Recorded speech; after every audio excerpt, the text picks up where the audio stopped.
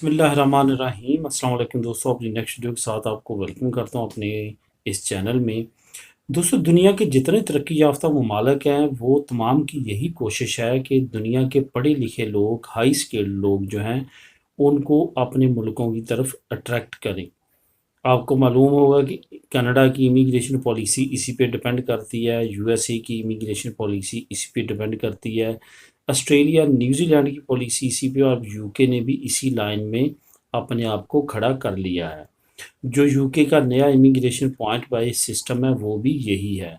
2009 में यूरोपीय यूनियन ने भी कुछ इसी तरह का एक इमिग्रेशन प्लान जो था वो मुतारफ़ कराया था, जिसको ब्लू कार्ड का नाम दिया गया था।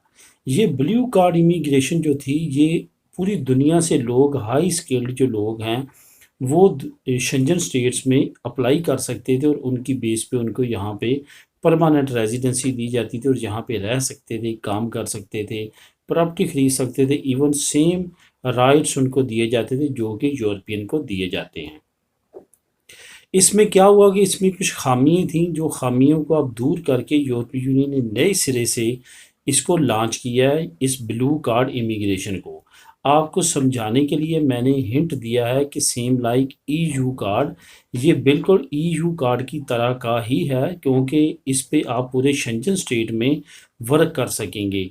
लेकिन फ़र्क क्या है कि जो ईयू कार्ड है वो आप यूरोपीय यूनियन के अंदर रहते हुए ऑलरेडी आपके पास परमानेंट रेजिडेंसी होनी चाहिए, वो आप कन्वर्ट करते हैं यूई कार्ड में या ईयू कार्ड में, जो कि दोनों एक ही हैं।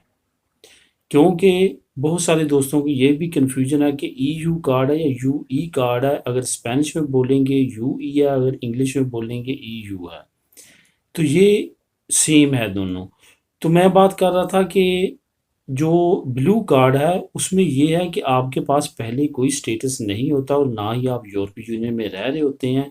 आप यूरोपीय यूनियन से बाहर जो हैं रहते हैं और हाई स्किल्ड हैं, ख़ास तौर पे अगर आईटी की फील्ड है, अकाउंट्स की फील्ड है, बिजनेस की फील्ड है, मेडिकल की फील्ड है, कोई भी शोबे में आप स्किल्ड हैं, हाई प्रोफाइल स्किल्ड हैं, तो आप यूरोपीय यूनियन के जो कमीशन है वहाँ पे ब्लू कार्ड अप्लाई कर सकते हैं और उसकी बेस पे आप शेंजन स्टेट यूरोपीय यूनियन में परमानेंट रेजिडेंसी ले सकते हैं।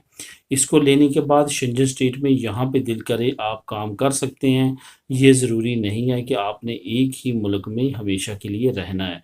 फॉर एग्ज़ाम्पल, आपको जर्मनी में पसंद आया, आपको किसी जगह पे दूसरी पे ज़्यादा ऑफ़र हुई, आप उस मुल्क में जा सकते हैं और वहाँ पे जाके अपनी जॉब जो है वो कंटिन्यू कर सकते हैं। इस न्यूज़ का जो लिंक है वो मैं आपको नीचे डिस्क्रिप्शन में दे देता हूँ, आप ख़ुद भी इसको क्लिक करके रीड कर सकेंगे। मिलेंगे नेक्स्ट वीडियो में नई न्यूज़ अपडेट के साथ। अल्लाह हाफिज़।